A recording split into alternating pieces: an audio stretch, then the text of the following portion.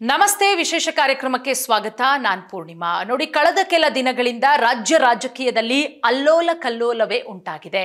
ಅದು ಎಲ್ಲಿಂದ ಶುರುವಾಯಿತು? ಯತೀಂದ್ರ ಸಿದ್ದರಾಮಯ್ಯ ಅವರ ಹೇಳಿಕೆಯಿಂದ ಶುರುವಾಗಿದ್ದು ಟಿಲ್ ಇವತ್ತಿನವರೆಗೂ ಕೂಡ. ಏನಪ್ಪಾ ಅಂತ ಹೇಳಿದ್ರೆ, ಸಿಎಂ ಕುರ್ಚಿಯ ವಿಚಾರಕ್ಕೆ ರಾಜಕೀಯ ಸಂಧ್ಯಾ ಕಾಲದಲ್ಲಿದ್ದಾರೆ ಅಂತ ಹೇಳಿ ಯತೀಂದ್ರ ಸಿದ್ದರಾಮಯ್ಯ ಅವರು ಹೇಳಿಕೆ ಕೊಡ್ತಾ ಇದ್ದಂತೆ ಅದರ ಜೊತೆಗೆ ಸತೀಶ್ ಜಾರಕಿಹೊಳಿ ಅವರ ಹೆಸರನ್ನ ಮುನ್ನೆಲೆಗೆ ತರ್ತಾ ಇದ್ದಂತೆ ಒಂದಷ್ಟು ವಿಚಾರಗಳು ಚರ್ಚೆಯಾಗುತ್ತೆ. ನವೆಂಬರ್ನಲ್ಲಿ ಎಲ್ಲವೂ ಕೂಡ ಬದಲಾವಣೆಯಾಗುತ್ತೆ. ರಾಜ್ಯ ಕಾಂಗ್ರೆಸ್ನಲ್ಲಿ ಸಿಎಂ ಬದಲಾಗ್ತಾರೆ. ಹಾಗಾದ್ರೆ ಸಿದ್ದರಾಮಯ್ಯ ಅವರ ನಂತರದ ಮುಖ್ಯಮಂತ್ರಿ ಯಾರು? ಪ್ರಮುಖವಾಗಿ ಮುಖ್ಯಮಂತ್ರಿ ರೇಸ್ನಲ್ಲಿರೋದು ಡಿಸಿಎಂ ಡಿಕೆ ಶಿವಕುಮಾರ್ ಅವರು. ಅದು ಜಗಜ್ಜಾಹಿರ, ಗೊತ್ತಿರುವಂತಹ ವಿಚಾರ. ಅವರೇ ಹೇಳ್ಕೊಂಡಿದ್ದಾರೆ, ಪಕ್ಷಕ್ಕೋಸ್ಕರ ನಾನು ಎಷ್ಟೆಲ್ಲ ತ್ಯಾಗ ಮಾಡಿದ್ದೀನಿ, ಎಷ್ಟೆಲ್ಲ ಫಂಡ್ ಕೊಟ್ಟಿದ್ದೀನಿ, ನಾನು ಕೋಟ್ಯಾಂತರ ರೂಪಾಯಿ.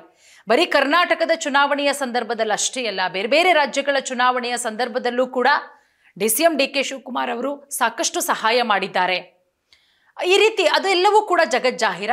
ಒಟ್ಟಾರೆ ಹೇಗಾಗಿದೆ ಅಂತ ಹೇಳಿದ್ರೆ, ರಾಜ್ಯ ಕಾಂಗ್ರೆಸ್ನಲ್ಲಿ ನಾ ಕೊಡೆ ನೀ ಬಿಡೆ ಅನ್ನುವಂತಹ ಪರಿಸ್ಥಿತಿ ನಿರ್ಮಾಣ ಆಗಿರೋದು. ಇದೆಲ್ಲದರ ನಡುವೆ ಸತೀಶ್ ಜಾರಕಿಹೊಳಿ ಅವರ ಹೆಸರು. ಯಾಕಂದ್ರೆ ಸಿಎಂ ಸಿದ್ದರಾಮಯ್ಯ ಅವರು ತದಾದ ನಂತರ, ನನ್ನ ನಂತರ ಯಾವುದೇ ಕಾರಣಕ್ಕೂ ಕೂಡ ಡಿ ಕೆ ಶಿವಕುಮಾರ್ ಅವರಿಗೆ ಬಿಟ್ಕೊಡ್ಬಾರ್ದು. ಸತೀಶ್ ಜಾರಕಿಹೊಳಿ ಅವರು ಅಹಿಂದ ನಾಯಕ ಅಂತ ಹೇಳಿದ್ರೆ ಸಿಎಂ ಸಿದ್ದರಾಮಯ್ಯ ಅವರು, ಅದಾದ ನಂತರ ಸತೀಶ್ ಜಾರಕಿಹೊಳಿ ಅವರು. ಹಾಗಾಗಿ ಸತೀಶ್ ಜಾರಕಿಹೊಳಿ ಅವರನ್ನ ಮಾಡಬೇಕು ಅನ್ನುವ ಒಂದು ಮನಸ್ಥಿತಿಯಲ್ಲಿದ್ದಾರಾ ಅನ್ನುವಂತಹ ಪ್ರಶ್ನೆ ಅವರೇನು ಓಪನ್ ಆಗಿ ಎಲ್ಲೂ ಕೂಡ ಹೇಳಿಲ್ಲ. ಇದೆಲ್ಲದರ ನಡುವೆ ಡಿಸಿಎಂ ಡಿಕೆ ಶಿವಕುಮಾರ್ ಅವರ ಒಂದಷ್ಟು ಹೇಳಿಕೆಗಳು ಈಗ ಬೇರೆ ಬೇರೆ ರೀತಿಯ ಚರ್ಚೆಗಳನ್ನು ಹುಟ್ಟುಹಾಕ್ತಾ ಇದೆ. ಹಾಗಾದ್ರೆ ಏನು ಹೇಳಿಕೆ ಕೊಟ್ಟಿದ್ದಾರೆ ನೋಡಿ. ಎಲ್ಲೋ ಒಂದು ಕಡೆ ತ್ಯಾಗದ ಬಗ್ಗೆ ಮಾತನಾಡ್ತಾ ಇದ್ದಾರೆ. ಡಿಸಿಎಂ ಡಿಕೆ ಶಿವಕುಮಾರ್ ಅವರು ತ್ಯಾಗಮಯಿ ಆಗ್ತಾ ಇದ್ದಾರಾ? ಕಾಂಗ್ರೆಸ್ ಸರ್ಕಾರ ಭರ್ಜರಿಯಾದಂಥ ಬಹುಮತದೊಂದಿಗೆ ಅಧಿಕಾರಕ್ಕೆ ಬಂದಂತಹ ಸಂದರ್ಭದಲ್ಲಿ ರಾಹುಲ್ ಗಾಂಧಿ ಅವರೊಟ್ಟಿಗೆ ಮಾತುಕತೆಯಾಗಿದೆ. 50-50 ಇವರು 2.5 ವರ್ಷ ಸಿದ್ದರಾಮಯ್ಯ ಅವರು, ಅದಾದ ನಂತರ ಡಿಸಿಎಂ ಡಿಕೆ ಶಿವಕುಮಾರ್ ಅವರು ಅನ್ನುವ ಮಾತುಗಳಷ್ಟೇ. ಅದ್ಯಾರು ಕೂಡ ರಾಹುಲ್ ಗಾಂಧಿ ಅವರು ಕೂಡ ಸ್ಟೇಟ್ಮೆಂಟ್ ಕೊಟ್ಟಿಲ್ಲ, ಯಾರು ಕೂಡ ಕೊಟ್ಟಿಲ್ಲ. ಈ ರೀತಿ ನವೆಂಬರಲ್ಲಿ ಒಂದು ಬದಲಾವಣೆ ಆಗುತ್ತೆ, 2.5 ವರ್ಷ ಆಯಿತು ಅಂತ ಹೇಳಿ. ನವೆಂಬರ್ 15 ನಂತರವೂ ಆಗಬಹುದು, ಅಥವಾ ಡಿಸೆಂಬರ್ ಮುಗಿದು 2026ಕ್ಕೂ ಆಗಬಹುದು, ಗೊತ್ತಿಲ್ಲ. ಒಟ್ಟಾರೆ ಕಾಂಗ್ರೆಸ್ನಲ್ಲಿ ಬಣಗಳಂತೂ ಆಗಿದೆ. ಸಿದ್ದರಾಮಯ್ಯ ಅವರ ಬಣ ಒಂದು ಕಡೆ, ಡಿಸಿಎಂ ಡಿಕೆ ಶಿವಕುಮಾರ್ ಅವರ ಬಣ ಒಂದು ಕಡೆ. ನೀ ಕೊಡೆ ನಾ ಬಿಡೆ ಅನ್ನುವಂತಹ ಪರಿಸ್ಥಿತಿ.